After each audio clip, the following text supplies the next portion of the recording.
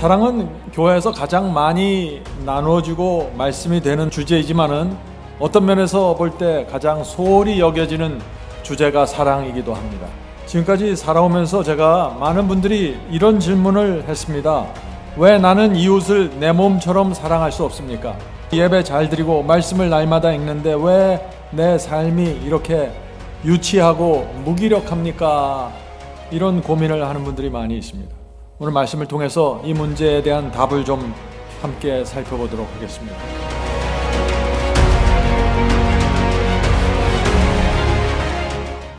오늘 누가복음 10장에 대한 말씀입니다. 내 이웃이 누구오니까 하는 제목이죠.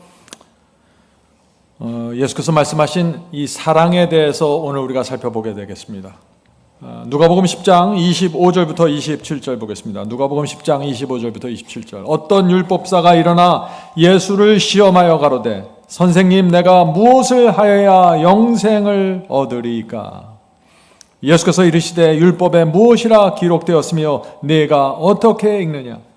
대답하여 가로되 내 마음을 다하며 목숨을 다하며 힘을 다하며 뜻을 다하여 주 너희 하나님을 사랑하고 또한 내 이웃을 내 몸과 같이 사랑하라 하였나이다.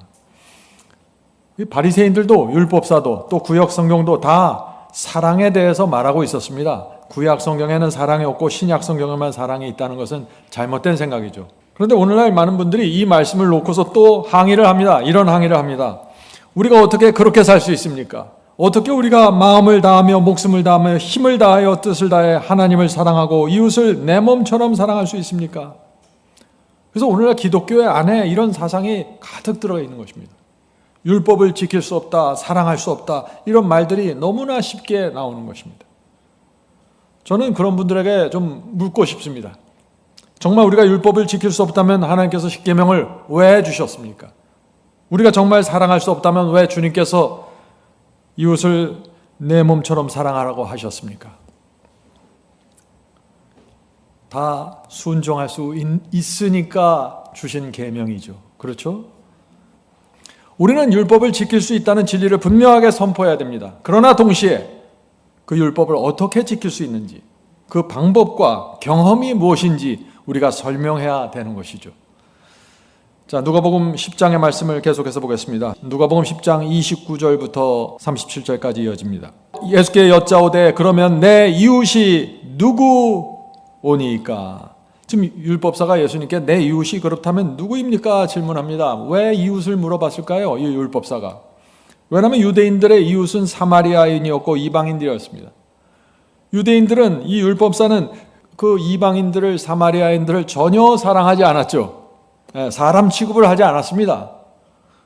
그러니까 이웃이 누구냐고 지금 예수님께 물어보는 거죠. 이럴 때 예수께서 대답하시는 것이 바로 이제 사마리아인의 비유입니다. 자, 30절부터 읽겠습니다. 예수께서 대답하여 가로되 어떤 사람이 예루살렘에서 여리고로 내려가다가 강도를 만나매 강도들이 그 옷을 벗기고 때려 거반 죽은 것을 버리고 갔더라. 자, 이거 한 사람이 지금 강도를 만나서 다 뺏기고 얻어맞아서 거의 죽게 되었습니다. 그때 세 사람이 그 앞을 지나가게 됩니다. 제사장이 지나가고 레위인이 지나가고 사마리아인이 지나갑니다. 자, 31절입니다. 마침 한 제사장이 그 길로 내려가다가 그를 보고 쓰러져 있는 사람을 보고 피하여 지나가고, 자, 보았는데 피해서 지나갔습니다. 32절. 또 이와 같이 레위인도 그곳에 이르러 그를 보고 피하여 지나가되, 알면서 의도적으로 피해서 지나간다는 것이죠. 그 사람의 필요를 알았고 도와줘야 할 것을 알았는데 피해서 지나갔다는 것입니다.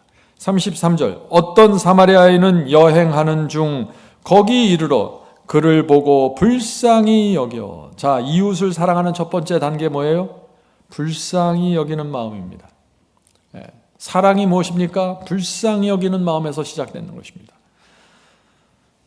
자, 34절. 가까이 가서 기름과 포도주를 그 상처에 붓고 싸매고 자기 짐승에 태워 주막으로 데리고 가서 돌보아 주고. 자, 이웃사랑의 두 번째 단계 뭐예요? 진심입니다. 진심으로 돌봐주는 것입니다. 35절. 이튿날에 데나리온 2를 주어 주막 주인에게 주며 가로되 이 사람을 돌보아 주라. 부비가 더 들면 내가 돌아올 때 갚으리라 하였으니. 36절 네 의견에는 이 세 사람 중에 누가 강도 만난 자의 이웃이 되겠느냐. 자, 율법사에게 물어보는 거죠. 37절 가로되 자비를 베푼 자니이다. 예수께서 이르시되 가서 너도 이와 같이 하라 하시니라. 사마리아인의 자비에는 지금 3가지가 있습니다. 그렇죠? 첫째는 불쌍히 여기는 마음입니다. 마음에서 나오는 동정입니다. 이것이 사랑입니다. 둘째, 진심입니다. 진심으로 그 사람을 대했습니다. 진심으로 보살폈습니다. 셋째, 부드럽고 따뜻한 친절이었습니다. 예수께서 이 3가지를 원하시는 것입니다, 우리에게. 자, 어떻게 하면 우리가 이 3가지의 마음을 얻을 수 있을까요? 여러 가지로 말씀드릴 수 있지만 가지가 포도나무에 붙어 있어야 하는 것입니다.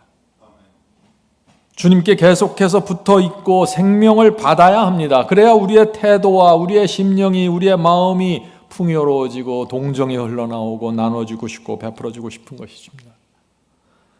자, 질문 드리죠. 예수께서 이웃을 사랑하라고 하셨는데 그렇다면 우리의 이웃은 누구입니까? 저와 여러분의 이웃은 누구입니까?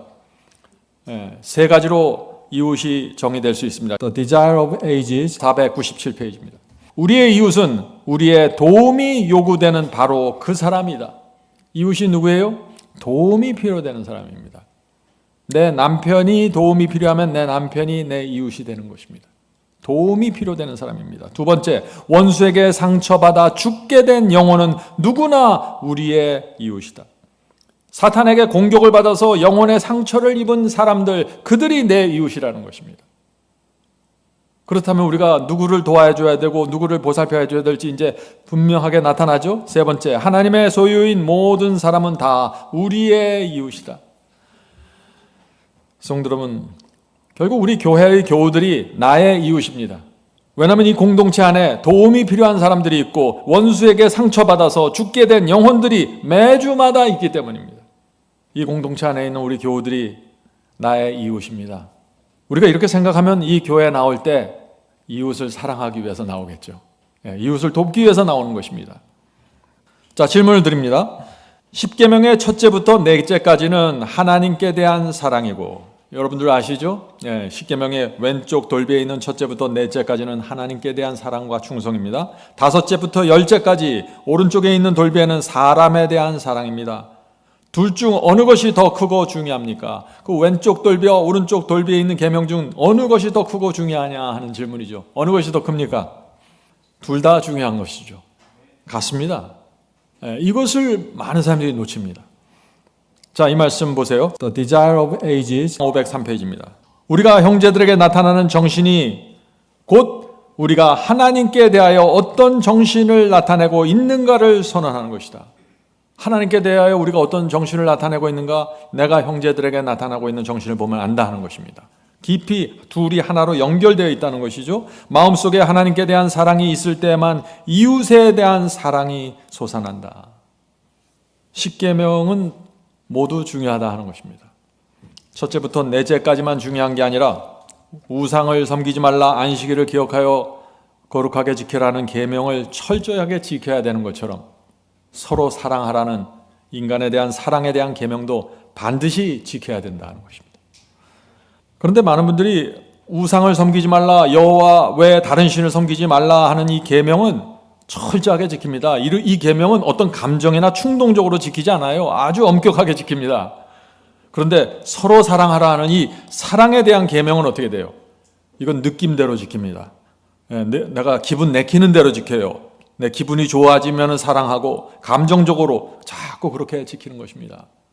그래서 내 속에서 이 두 돌비가 세워지질 않고 무너진다 하는 것입니다. 성도 여러분, 그래서 오늘 제가 이 말씀을 좀 드리려고 하는 것입니다. 우리가 서로 사랑하는 이 말씀을 어떤 마음으로 받아야 되는지 말이죠. 아무리 말씀을 읽고 높은 표준을 추구해도 형제 자매를 대하는 태도와 정신에 문제가 있으면 뭐예요? 하나님께 대한 사랑이 무너졌다 하는 것입니다. 우리가 이것을 솔직하게 인정해야만 서로 사랑하라는 그 주님의 말씀을 꼭 붙잡게 되는 것이에요. 자, 질문을 드립니다. 왜 형제 자매에 대한 사랑이 식어지고 봉사가 의무처럼 느껴지게 될까요? 포도나무에서 가지가 떨어졌다는 것입니다. 생명을 받지 못하는 것입니다. 말씀과 성령의 기름이 말랐습니다. 그래서 마른 뼈가 된 것입니다. 마른 뼈 아시죠, 여러분들? 이렇게 생명이 끊어지고 뼈가 말라가면 어떻게 돼요? 내 생각과 판단과 모든 것이 자꾸 이기적이 됩니다. 나도 모르게 말이죠. 자꾸 자기 중심으로 돌아가게 됩니다. 생명을 잃어버리면 그렇게 되는 것입니다. 그렇게 생명을 잃어버리면 어떻게 돼요? 선한 일을 해도 겉으로는 선하게 보이는데 그 속에는 자아가 있고 부패가 있습니다. 여러분들은 아마 이것을 경험적으로 잘 이해하실 것입니다. 오늘 우리 제목이 기초를 잘 다져야 사랑할 수 있다는 것이죠. 오늘 우리가 그래서 먼저 이 기초 공사를 좀 해보도록 하겠습니다. 기초 공사. 이 기초라는 말은 중요하지 않다는 말이 아니라 너무나 중요하다. 기초다 이거예요. 아주 기초고 근본이라는 것입니다. 그것을 잘 세워야만, 이 기초를 세워야만 서로 사랑하는 말씀으로 넘어갈 수 있다는 것이죠. 우리가 이웃을 내 몸처럼 사랑하려면 이 기초 공사가 되어 있어야 된다. 그러면 그 기초 공사가 무엇일까? 오늘 먼저 그것을 좀 살펴보려고 합니다. 제가 지금까지 미국에서 또 한국에 와서 30-40년 신앙을 하면서 이 승리의 복음을 붙잡고 살아오면서 여러 가지를 보고 또 제 스스로도 경험했습니다. 어떤 분들은 성공적으로 성장했습니다. 그런데 이 신앙의 기초, 오늘 우리가 제가 말씀드리는 이 기초를 세우지 못해서 많은 분들이 실패했습니다. 그래서 제가 이 실패한 케이스를 여러분에게 좀 알려드리려고 하는 것입니다. 제가 젊었을 때 제 신앙에 큰 위기가 한 번 있었습니다. 그건 뭐냐면은 어떤 분과 함께 이제 만나고 교제를 했는데 그분은 리더십이 있었습니다. 사람들 앞에서 일하는 것을 아주 잘했고 좋아하셨습니다. 근데 약점이 있었습니다. 그분에게. 어떤 약점일까요? 사람마다 다 약점이 있죠. 이분에게도 약점이 있었어요. 그건 뭐냐면은 교인들이 힘을 합해서 봉사를 하고 선교를 하는데 마치 자신이 가장 중요한 일을 해낸 것처럼 만들어내는 것입니다. 일을. 아주 탁월한 기술을 가지고 있어요. 일부러 그렇게 하는 건 아니에요. 근데 자기도 모르게 그렇게 하시는 겁니다. 지금 같으면은 이제 웃으면서 가볍게 넘겼을 텐데 젊은 시절에 저도 혈기가 있어서 그게 쉽지가 않았어요. 넘어가기가. 한 번은 교회에서 이제 제가 중요한 일을 맡아서 하게 되었는데 처음부터 제가 추진했고 정말 좋은 결과가 나왔습니다. 근데 그분이 이제 그 일을 대표해서 이제 앞에서 프레젠테이션하고 보고를 하는데 마치 본인이 처음부터 이것을 주도해서 성공한 것처럼 멋지게 프레젠테이션을 했어요. 그래서 교인들이 아멘하고 다 좋아했는데 저는 제 마음에 시험이 되는 거예요. 어떤 상황인지 이해가 되십니까? 제 생각에 아니 어떻게 저럴 수 있을까? 내가 여기서 보고 있는데 그때 제가 마음에 시험이 들어서 그분과 만나서 대화하고 싶지 않는 것입니다. 그분이 공중 기도를 하면 마음에 와닿질 않았어요. 얄밉게 보였습니다. 교인들이 같이 밥 먹으러 가자면 빠지고 싶어요. 자꾸. 교회 나가기가 싫었습니다. 신앙의 위기가 온 것입니다. 어떤 문제가 생겼을까요? 제가 영적으로 죽어가기 시작했습니다. 기도가 나오지 않았고 말씀을 읽어도 감동이 없었습니다. 교회 생활이 재미가 없었어요. 마른 뼈가 되었습니다. 너무나 힘들어서 한 번은 엎드려 있는데 성령께서 오셨습니다. 너 지금 뭐하니? 그러시더라고요. 딱 한마디 하세요. 너 지금 뭐하니? 성령께서 제 모습을 보여주시기 시작했습니다. 그러면서 제 마음속에 이제 이런 생각이 떠오르는 것입니다. 용과 대적하는 여자의 남은 자손이 되겠다고 결심하고 여기까지 왔는데 지금 내가 뭐하고 있는 것인가? 나 대신 그분이 사람들에게 칭찬받는 것이 뭐가 그렇게 대단한 시험이라고 이렇게 주저앉아 있는가? 이런 사소한 문제에 시달리면서 내가 어떻게 주님을 위해서 말씀을 전하겠는가? 눈물이 흘렀습니다. 참담했습니다. 너무 부끄러웠고 너무 못나고 유치하게 느껴졌어요. 그때 제가 이건 신앙이 아니라 인격이 참 많이 부족하구나.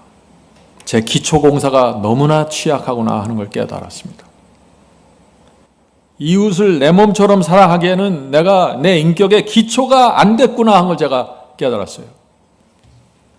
회개하게 되었고 그분을 향해서 새 마음을 달라고 기도했습니다. 그리고 그 다음날 가서 악수를 했습니다. 진심으로 그분에게 가까이 가길 원했습니다. 그러자 그분의 모습이 다르게 보여요. 그분이 이제 자기를 높이려고 하는 모습을 보이면은 웃으면서 넘어갈 수 있었습니다. 그분과의 관계가 회복되었고 그분도 저를 아끼고 존중해 주었습니다. 성도 여러분, 나를 내려놔야 합니다. 이것이 인격의 기초공사입니다. 이것이 우리가 신앙 공동체에서 반드시 이 기초공사가 확고하게 이루어져야 됩니다. 그래야만 이웃을 내 몸처럼 사랑하라는 그 수준으로 넘어가게 되는 것입니다.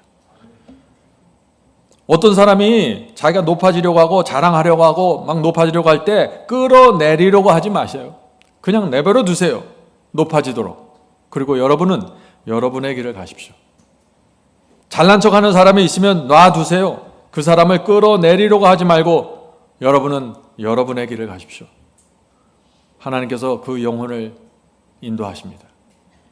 우리가 이렇게 인생을 살면 어떻게 될까요? 인생이 자유롭고 평강하게 되는 것입니다. 사탄이 건들질 못해요. 성도로 우리는 좁은 길을 가고 있습니다. 좁은 길은 의의 길이고 순종의 길입니다. 사탄은 그래서 이 좁은 길을 가는 충성스러운 백성들을 어떤 방법으로 해든지 쓰러뜨리려고 하고 공격하려고 하는 것입니다. 어떻게 공격할까요? 우리를 어떻게 공격할까요? 단순해요. 사람을 보내는 것입니다. 어떤 사람을 보낼 거예요? 잘난 척하는 사람을 보내고 얄팍한 사람을 보내고 이기적인 사람을 보내면서 막 내 마음을 내 감정을 막 붙잡고 흔들어 대는 것입니다. 그게 사탄의 공격 방법이에요. 그런데 많은 사람들이 어떻게 돼요? 사탄이 사람을 보내면은 자꾸 그 사람을 얄밉게 보고 미워하게 되고 짜증나게 되고 그 사람과 관계를 끊고 싶어 하게 되고 이런 방법을 통해서 교회 공동체를 무너뜨려 가는 것입니다. 사탄의 공격 목표입니다. 성도 여러분, 사탄이 무엇을 노리는지 잘 아셔야 돼요. 사탄은 여러분의 감정을 공격하는 게 아니라 최종적인 목표는 진리를 보존하고 진리를 전파하는 교회를 무너뜨리는 것입니다. 그래서 이웃을 내 몸처럼 정말 사랑하려면 두 가지 기초공사가 필요합니다. 첫째, 상황을 보는 그 각도와 눈이 달라져야 합니다. 여러분들의 눈이 또 상황을 보는 각도가 시선이 달라져야 합니다. 예수께서 이 정확한 모범을 보여주셨습니다. 예수께서 자기를 공격하고 조롱하는 사람을 보면서 그들을 위해서 기도하셨어요. 참 이게 우리가 볼 때 놀라운 신앙이죠. 누가복음 23장 34절 보죠. 그때 예수께서 이르시되 아버지여 저들을 용서하여 주옵소서 저들은 자기들이 하는 일을 알지 못하나이다. 예수께서 십자가에 매달리셨을 때 예수님을 향해서 조롱하고 공격하고 침뱉고 놀리는 이 사람들을 향해서 저들은 저들이 하는 일을 알지 못하나이다. 용서해 주시옵소서. 예수께서 어떻게 이런 기도를 드릴 수 있었을까요? 상황을 보는 눈이 시선이 달랐던 것입니다. 하나님께서는 그 상황에 주님께서는 이 상황의 배후에서 움직이는 사탄을 본 것입니다. 뺨을 치고 침을 뱉는 사람들을 본 게 아니라 그들 주변에서 그들을 움직이는 조장하는 상황을 조장해가는 사탄의 움직임을 봤다는 것입니다. 그래서 그들을 피해자로 본 것입니다. 나에게 침을 뱉는 사람, 나에게 욕을 뱉는 사람들을 피해자로 보는 것입니다. 그래서 그들을 용서해주고 그들을 위해서 기도하게 되는 것이죠. 성도 여러분, 우리가 상황을 보는 눈과 시선이 달라져야 됩니다. 그래야 기도할 수 있습니다. 나에게 시험을 주고 나를 모욕하는 그 사람을 보면 무너집니다. 속상하게 되고 상처받습니다. 이 교회 공동체가 싫어집니다. 그것이 바로 사탄이 원하는 것입니다. 이해가 되십니까? 사탄이 무엇을 노리는지 정확하게 봐야 돼요. 우리가 이 교회를 어떻게 섬겨야 하는지 잘 이해해야 됩니다. 우리 공동체 속에, 교회 공동체 속에 믿음이 흔들리는 친구들이, 교우들이 있을 수 있습니다. 그렇죠? 사탄은 그런 사람들, 우리의 친구들을 이용해서 이 공동체의 사랑과 연합을 깨트리려고 하는 것입니다. 성도 여러분, 우리가 누구와 싸워야 될까요? 우리가 우리의 교우들, 우리의 친구들하고 싸워야 됩니까? 사탄과 싸워야 됩니까? 결론은 단순한 것입니다. 사탄과 싸워야 되죠. 그래서 우리가 사람을 보지 말고 그 내 친구의 주변에서 움직이는 사탄을 보면서 기도해야 하는 것입니다. 그래야 예수님의 모본을 따라가는 것입니다. 아버지여 나를 괴롭히는 저 친구를 용서해 주시옵소서. 저 친구가 지금 자신이 무엇을 하는지 무슨 말을 하는지 모릅니다. 주여 사탄을 물리쳐 주시옵소서. 내 친구를 건져 주시옵소서. 이것이 예수님의 모범을 따라가는 것입니다. 무엇을 보느냐에 따라서 완전히 달라진다는 것이죠. 제가 지금 무엇을 말합니까? 기초공사를 말하는 것입니다. 내 이웃을 사랑할 수 있는 기초공사가 되어 있어야 된다는 것이죠. 두 번째 기초공사입니다. 두 번째, 사람을 꾸짖지 말고 사탄을 꾸짖으라는 것입니다. 예수께서 십자가와 부활에 대한 예언을 제자들에게 말씀하셨습니다. 하늘로 승천하시기 전에 말이죠. 십자가에 가기 전에 십자가에 대한 예언, 부활에 대한 예언을 제자들에게 미리 말씀하셨습니다. 그러자 이 성질 급한 베드로가 나타나서 어떻게 했어요? 주여, 그런 일이 생기면 절대 안 됩니다 하고 그렇게 얘기했죠. 그때 예수께서 베드로를 책망하셨는데 이상한 방법으로 책망하셨습니다. 마태복음 16장 23절입니다. 마태복음 16장 23절, 예수께서 돌이키시며 베드로에게 이르시되 사탄아 내 뒤로 물러가라, 너는 나를 넘어지게 하는 자로다. 예수께서 베드로를 보면서 누구를 책망했어요? 사탄을 책망한 것입니다. 사탄아 내 뒤로 물러가라. 자, 이 물러가라 하는 단어가 이 원어적인 의미를 보면은 나에게서 떠나라, 멀리 가라, 내 앞에서 사라져라, 그런 얘기입니다. 사탄에게 지금 한 얘기입니다. 성도 여러분, 여기서 우리가 무엇을 배워야 할까요? 어떤 사람이 나를 시험하고 내 마음을 흔들 때 그것을 사탄의 역사로 보라는 것입니다. 그 사람 뒤에 있는 사탄을 보라는 것입니다. 성도 여러분, 이것이 기초공사입니다. 우리가 지금 뭘 얘기하고 있어요? 기초공사입니다. 이 기초가 되어 있어야 시험에 안 들고 이웃을 사랑할 수 있다는 것입니다. 베드로와 싸우지 말고 사탄을 향해 책망하십시오. 멀리 가라, 사라지라고 말이죠. 이것이 신앙의 기초입니다. 사상이 달라져야 됩니다. 생각하는 방식이 달라져야 됩니다. 그 상황을 보는 눈이 달라져야 됩니다. 이건 달라질 수 있는 거예요. 이거는 달라질 수 있는 거예요. 여기까지는 기초공사입니다.